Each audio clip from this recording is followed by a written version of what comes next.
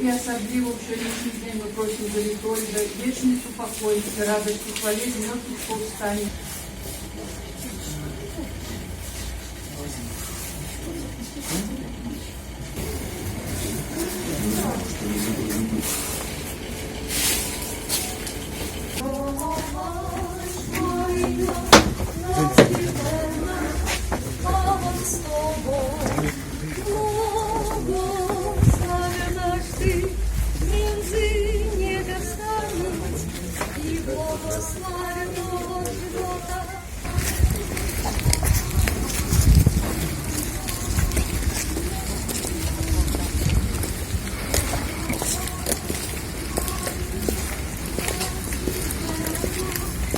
Избавления, Отче наш издроваш, вечное отпочнение, что сотворили красну достанет, а святому свету неба.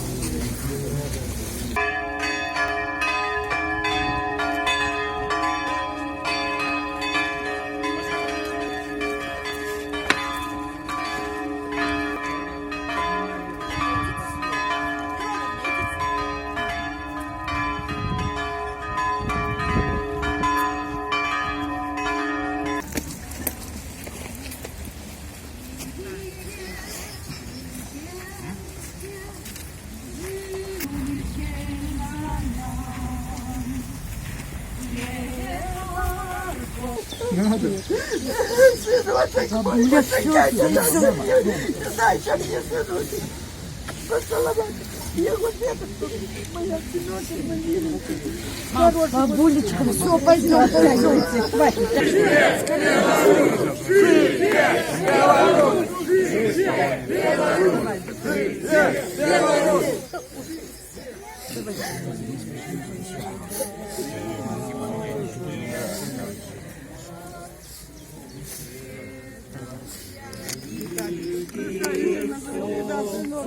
Иисус,